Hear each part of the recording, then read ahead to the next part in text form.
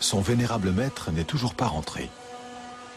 Tintin décide de remonter la piste du professeur et se rend à la réception donnée en l'honneur de l'éminent spécialiste. Sur place, l'hôte ne cache pas sa surprise. Comment? Pensez-vous est pourtant parti en compagnie d'un autre invité, un certain monsieur Rastapopoulos. Rastapopoulos est à Shanghai, s'étonne Tintin. Il se rend sans tarder au Palace Hotel où le milliardaire grec séjourne. Mais la conversation, brève et amicale, n'apprend malheureusement rien au jeune homme.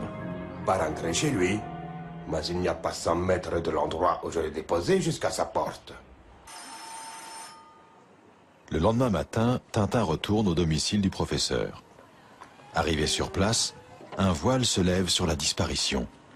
Une rançon de 50 000 $ est exigée contre sa libération.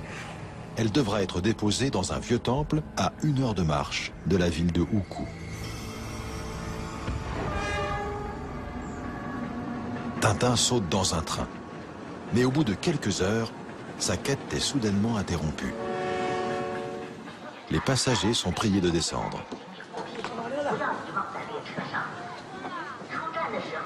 Tintin se renseigne et apprend que le fleuve a rompu ses digues. Le train ne va pas plus loin.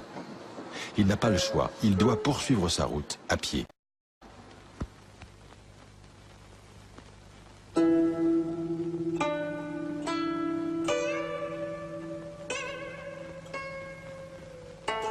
Tintin est impuissant face au désastre.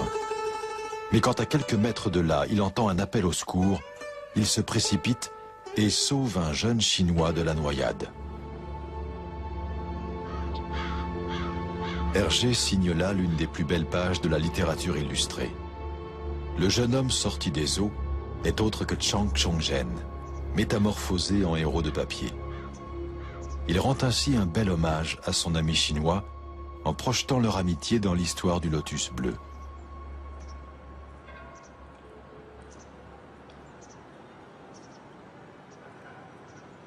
Les deux artistes vont s'amuser, par l'intermédiaire de leurs personnages, à tourner en dérision les stéréotypes qu'avaient les Européens envers les Chinois. Tous les Chinois sont fourbes et cruels. Ils passent leur temps à inventer des supplices et à manger des œufs pourris. Les Chinoises ont des pieds minuscules, et les petites filles subissent 1000 tortures. Les Européens sont convaincus que toutes les rivières sont pleines de petits bébés chinois.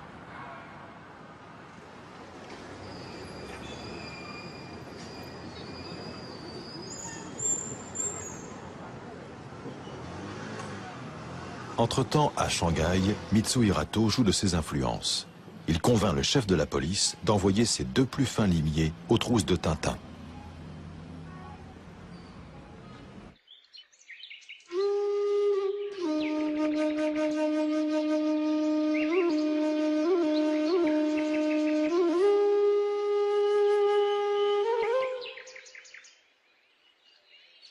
Après une longue marche, Tintin et Chang aperçoivent enfin la ville de Hukou.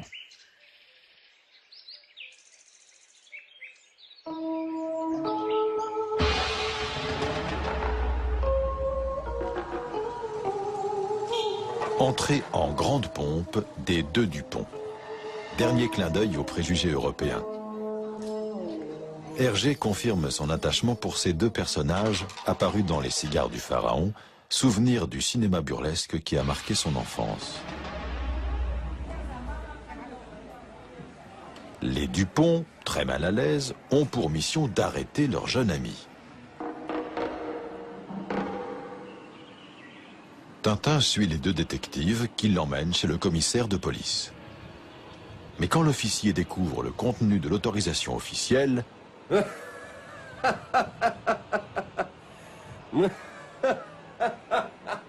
et en un rien de temps, les deux Dupont sont mis à la porte.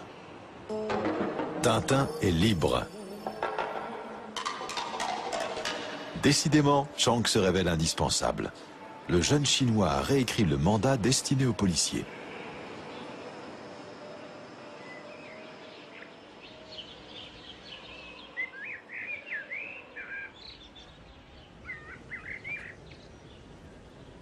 Les deux amis arrivent enfin au rendez-vous fixé par les ravisseurs du professeur Fan Se-yeng. Sur place, un photographe attire leur attention. Tintin, qui pour la première fois partage une de ses aventures avec un compagnon, sourit à l'idée d'un souvenir complice. Mais les deux amis sont loin de se douter du danger.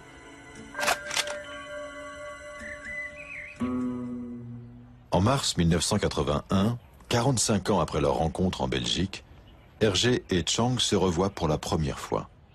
L'événement est important et l'hebdomadaire Tintin marque le coup. Les lecteurs sont invités à envoyer leurs félicitations. En retour, chacun d'eux recevait une carte dédicacée de Chang et Hergé. Mais selon la logique de l'album, l'image des deux héros n'a jamais pu être capturée.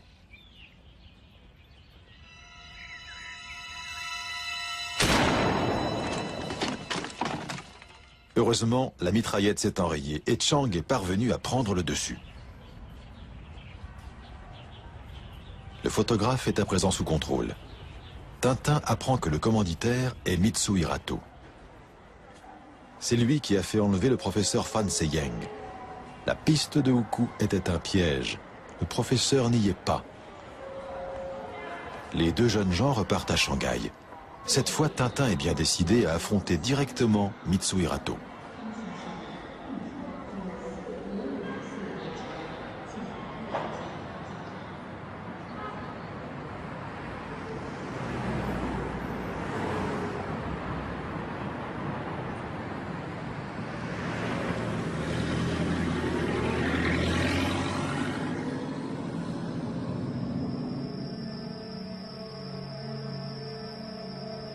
Tintin profite d'une nuit encre de Chine.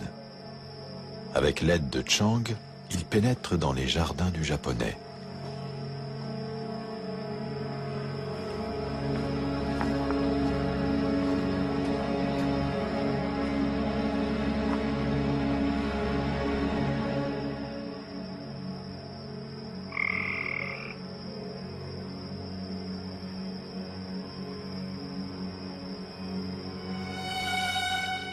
Plus loin, il aperçoit une fenêtre ouverte. Tintin est bouleversé. Il surprend Mitsu Hirato, donnant l'ordre d'enlever le vénérable Wang et sa famille. Ces hommes sont déjà en route. Il n'y a plus une minute à perdre.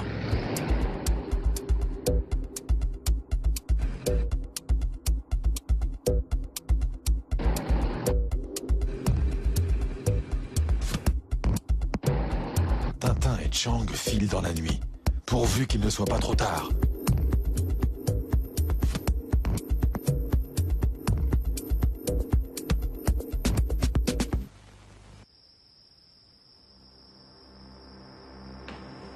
La maison est vide.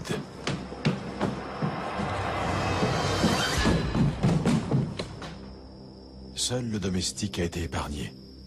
Wang Zhenye, sa femme et son fils Didi, victimes du poison qui rend fou, sont entre les mains de Mitsu Hirato.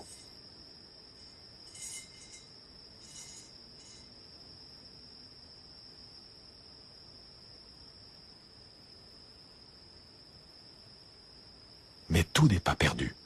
Chang découvre le nom du lotus bleu griffonné sur un papier.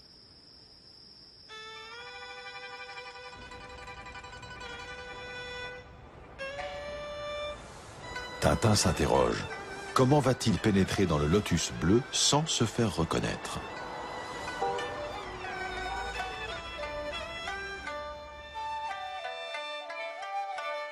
Alors qu'Hergé s'amuse à bluffer ses lecteurs, Chang peaufine chaque planche du lotus bleu. Un fin travail de calligraphie, présent dans de nombreuses cases, confirme la crédibilité de l'album. Chang marque ainsi de son empreinte orientale l'aventure chinoise de Tintin. On peut y voir l'aboutissement d'un échange culturel entre les deux hommes, révélateur de la précision et de l'originalité d'une des œuvres les plus respectées d'Hergé.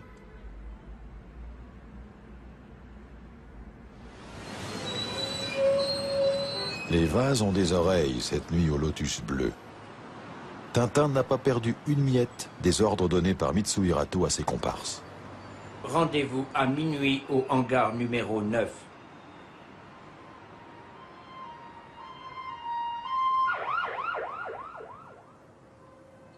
jeu de piste se poursuit. Tintin se faufile dans la nuit.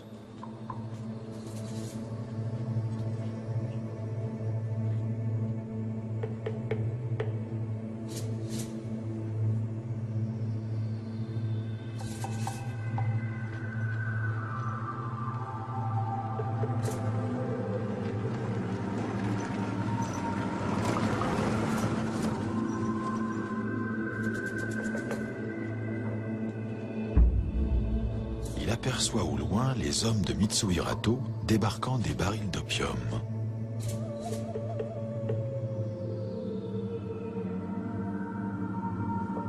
Le jeune héros doit à tout prix trouver le moyen d'infiltrer le repère des trafiquants, seul et unique espoir pour sauver Wang et sa famille.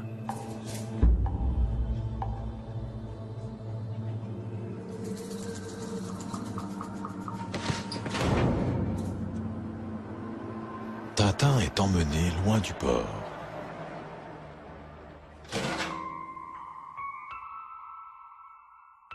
Mon cher monsieur, vous êtes arrivé à destination. Tintin n'est pas au bout de ses surprises. Rastapopoulos fait son entrée. Oui, Rastapopoulos, Roberto Rastapopoulos. Il n'en croit pas ses yeux, mais c'est bien lui, le chef du trafic international des stupéfiants. Le tatouage sur son bras ne fait aucun doute. Le sigle du kiosque. Le supplice imaginé est machiavélique. Didi Wang, toujours sous l'emprise du poison qui rend fou, s'apprête à décapiter Tintin, sa propre mère et son vénérable père. Chang et les fils du dragon entrent en scène. Tintin avait pris ses précautions et son plan a fonctionné à merveille.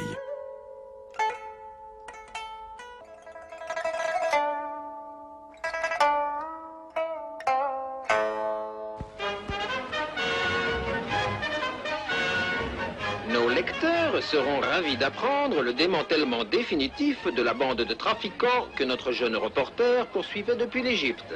L'arrestation spectaculaire a également permis de retrouver l'éminent savant aliéniste Fan Seyeng, séquestré au Lotus Bleu. Le professeur a d'ores et déjà affirmé avoir trouvé le remède au poison qui rend fou. Pour le jeune orphelin Chang, le ciel s'éclaircit aussi. Qu'il veuille dès à présent se considérer comme mon fils, a déclaré le respecté Wang Zhengjie.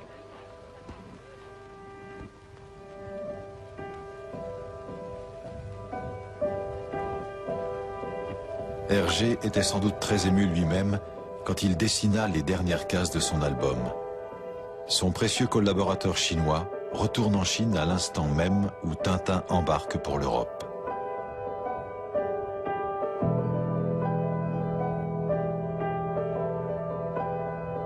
Ils ne se reverront pas pendant 45 années.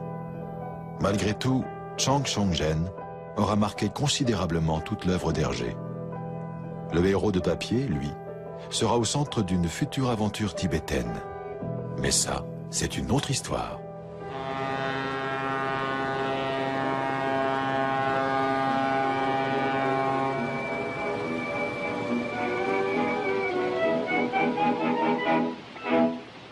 Depuis que Ninon est parti, ma tête est un capharnaüm.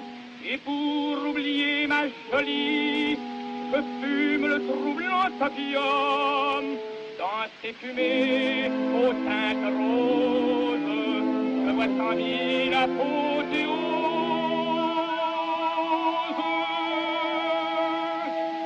Avez-vous trouvé la voie?